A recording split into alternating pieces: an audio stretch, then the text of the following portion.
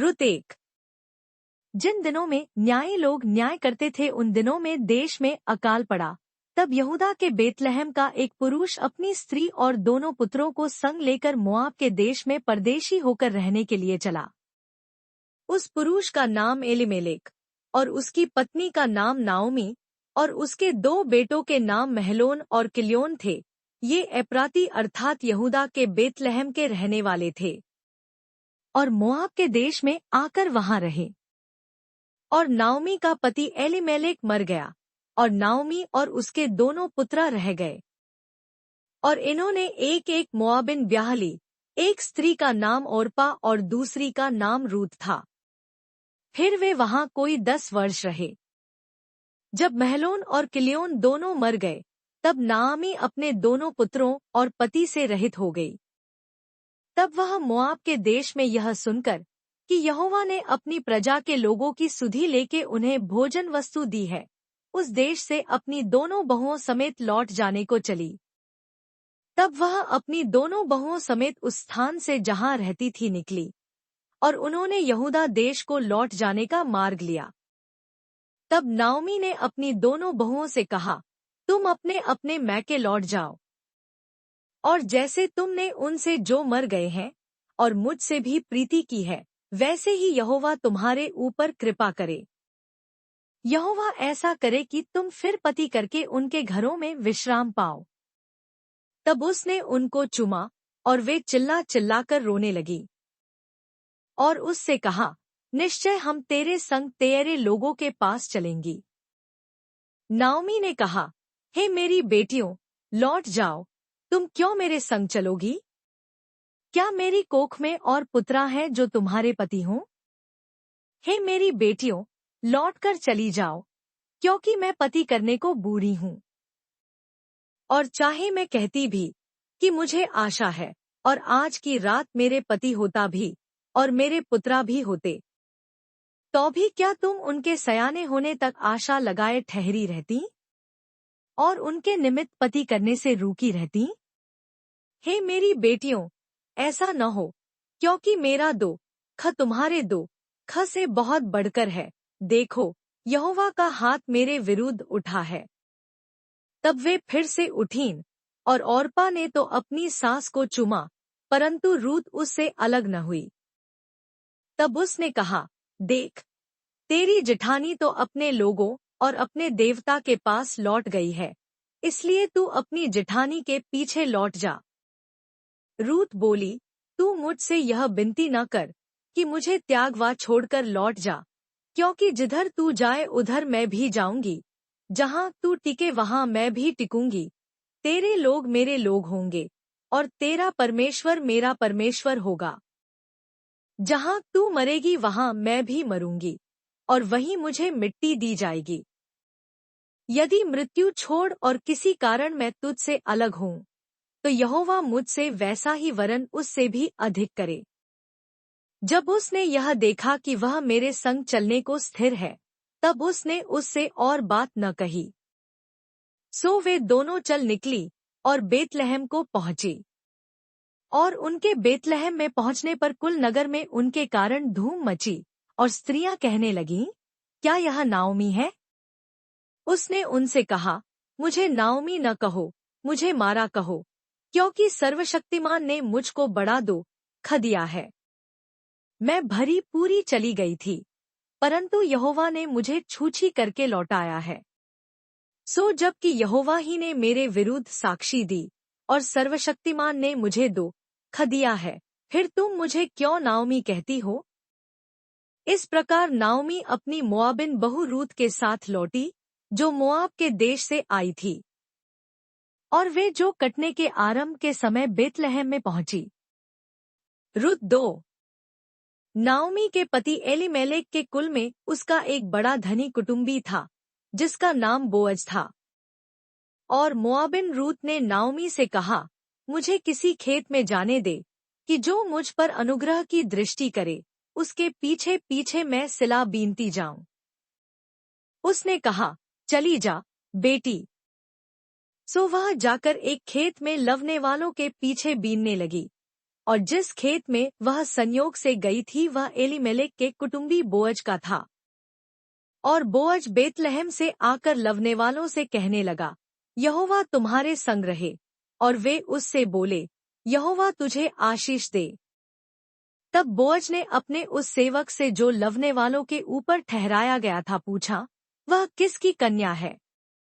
जो सेवक लवने वालों के ऊपर ठहराया गया था उसने उत्तर दिया, वह मोआबिन कन्या है, जो नाओमी के संग मोआब देश से लौट आई है।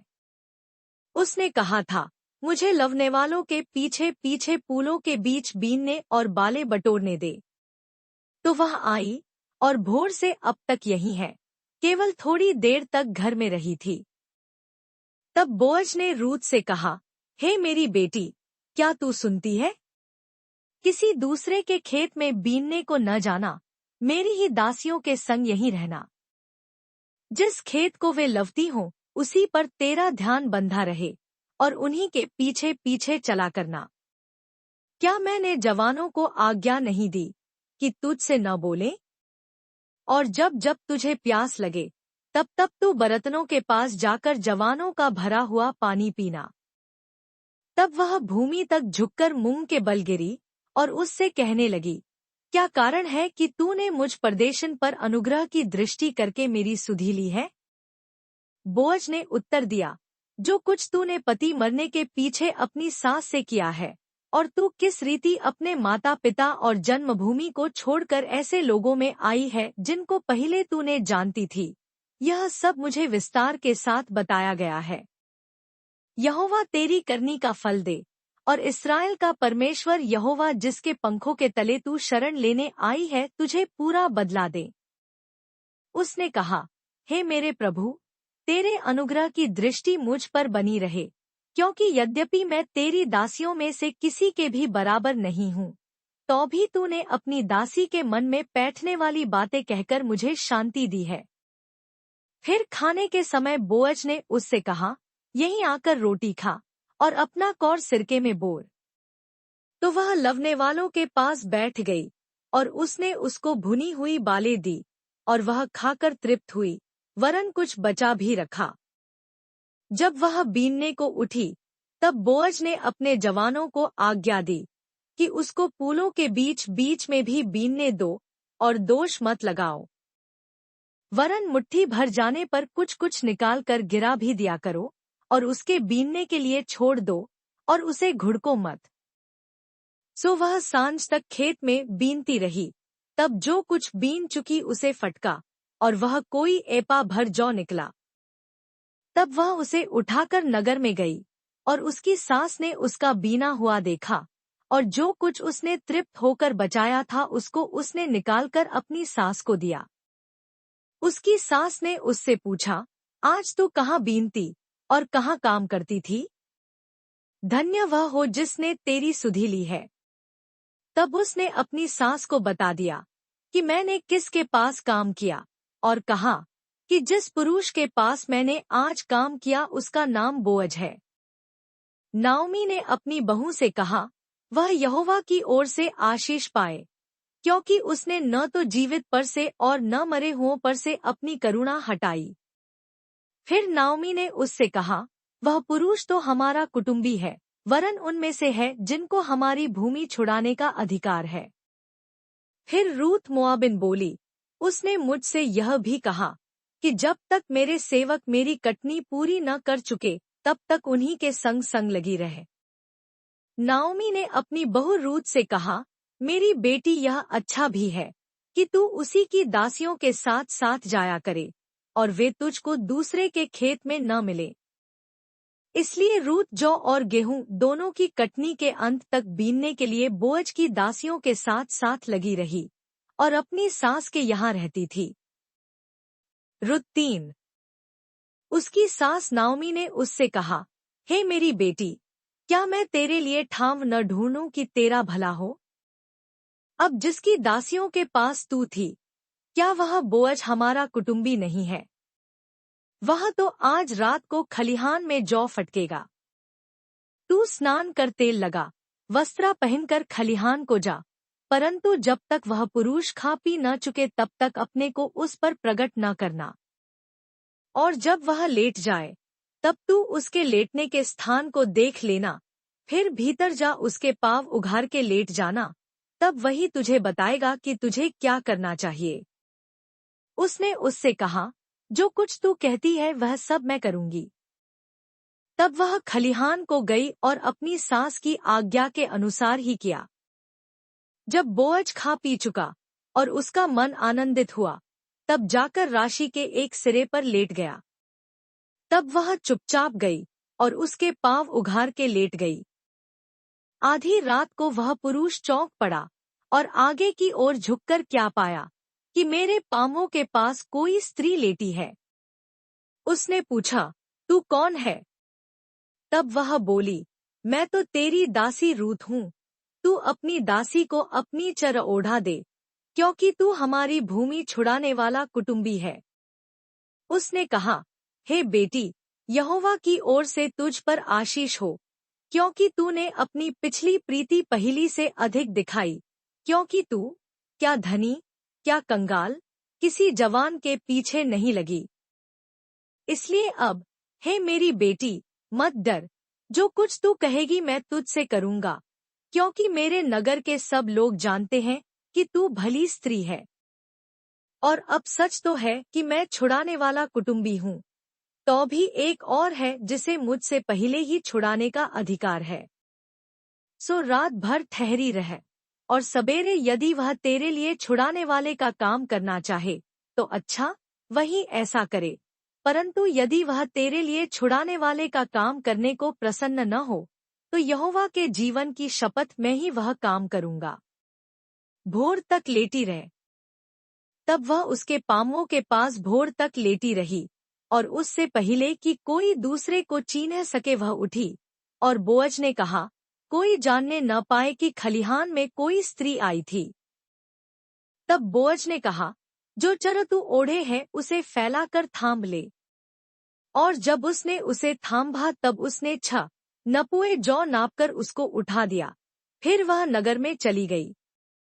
जब रूत अपनी सास के पास आई तब उसने पूछा, हे बेटी, क्या हुआ? तब जो कुछ उस पुरुष ने उससे किया था वह सब उसने उसे कह सुनाया। फिर उसने कहा, यह 6 नपुए जौ उसने यह कहकर मुझे दिया कि अपनी सास के पास छूछे हाथ मत जा। रुत 4। तब बोअज फाटक के पास जाकर बैठ गया, और जिस छुड़ाने वाले कुटुंबी की चर्चा बोअज ने की थी वह भी आ गया। तब बोअज ने कहा, हे फुलाने, इधर आकर यहीं बैठ जा, तो वह उधर जाकर बैठ गया। तब उसने नगर के 10 वृद्ध लोगों को बुलाकर कहा, यहीं बैठ जाओ, वे भी बैठ गए। तब वह छुड़ाने वाले कुटुंबी से कहने लगा, नाओमी जो मोआब देश से लौट आई है वह हमारे भाई एलीमेलेक की एक टुकड़ा भूमि बेचना चाहती है। इसलिए मैंने सोचा कि यह बात तुझको जताकर कहूँगा कि तू उसको इन बैठे हुओं के सामने और मेरे लोगों के इन वृद्ध लोगों के सामने मोल ले। और यदि तू उसको छुड़ाना चाहे तो छुड़ा, और यदि तू छुड़ाना न चाहे तो मुझे ऐसा ही बता दे कि मैं समझ लूँ, क्योंकि तुझे छोड़ उसके छुड़ाने का अधिकार और किसी को नहीं है, और तेरे बाद मैं हूँ। उसने कहा, मैं उसे छुड़ाऊंगा। फिर बोअज ने कहा, जब तू उस भूमि को नाओमी के हाथ से मोल ले, तब उसे रूत मोआबिन के हाथ से भी जो मरे हुए की स्त्री है इस मनसा से मोल लेना पड़ेगा कि मरे हुए का नाम उसके भाग में स्थिर कर दे। उस छुड़ाने वाले कुटुंबी ने कहा, मैं उसको छुड़ा नहीं सकता, ऐसा न हो कि मेरा निज भाग बिगड़ जाए। इसलिए मेरा छुड़ाने का अधिकार तू ले ले, क्योंकि मुझसे वह छुड़ाया नहीं जाता। अगले समय में इस्राएल में छुड़ाने के बदलने के विषय में सब पक्का करने के लिए यह व्यवहार था कि मनुष्य अपनी जूती उतार के दूसरे को देता था। इस्राएल में गवाही इसी रीति होती थी। इसलिए उस छुड़ाने वाले कुटुंबी ने बोअज से यह कहकर कि तू उसे मोल ले, अपनी जूती उतारी। तब बोअज ने वृद्ध लोगों और सब लोगों से कहा तुम आज इस बात के साक्षी हो कि जो कुछ एलीमेलेक का और जो कुछ किलियोन और महलोन का था, वह सब मैं नाओमी के हाथ से मोल लेता हूँ। फिर महलोन की स्त्री रूत मोआबिन को भी मैं अपनी पत्नी करने के लिए इस मनसा से मोल लेता हूँ कि मरे हुए का नाम उसके निज भाग पर स्थिर करूं। कहीं ऐसा न हो कि मरे हुए का नाम उसके भाइयों में से और उसके स्थान के फाटक से मिट जाए। तुम लोग आज साक्षी ठहरे हो। तब फाटक के पास जितने लोग थे उन्होंने और वृद्ध लोगों ने कहा, हम साक्षी हैं। यह जो स्त्री तेरे घर में आती है उसको यहोवा इस्राएल के घराने की दो उपजाने वाली राहेल और लिया के समान करे। और तू एप्राता में वीरता करे और बेतलहम में तेरा बड़ा नाम हो। और जो संतान यहोवा इस जवान स्त्री के द्वारा तुझे दे उसके कारण से तेरा घराना पेरेस का सा हो जाए, जो तामार से यहूदा के द्वारा उत्पन्न हुआ। तब बोअज ने रूत को ब्याह लिया और वह उसकी पत्नी हो गई। और जब वह उसके पास गया तब यहोवा की दया से उसको गर्भ रहा और उसके एक बेटा उत्पन्न हुआ। तब स्त्रियों ने नाओमी से कहा, यहोवा धन्य है, जिसने तुझे आज छुड़ाने वाले कुटुंबी के बिना नहीं छोड़ा। इस्राएल में इसका बड़ा नाम हो। और यह तेरे जी में जी ले आने वाला और तेरा बुढ़ापे में पालने वाला हो, क्योंकि तेरी बहू जो तुझसे प्रेम रखती और 7 बेटों से भी तेरे लिए श्रेष्ठ है, उसी का यह बेटा है। फिर नाओमी उस बच्चे को अपनी गोद में रखकर उसकी धाई का काम करने लगी। और उसकी पड़ोसिनों ने यह कहकर कि नाओमी के एक बेटा उत्पन्न हुआ है, लड़के का नाम ओबेद रखा। यिशै का पिता और दाऊद का दादा वही हुआ। पेरेस की यह वंशावली है, अर्थात पेरेस से हेब्रोन, और हेब्रोन से राम, और राम से अम्मीनादाब, और अम्मीनादाब से नहशोन, और नहशोन से सलमोन, और सलमोन से बोअज, और बोअज से ओबेद, और ओबेद से यिशै, और यिशै से दाऊद उत्पन्न हुआ।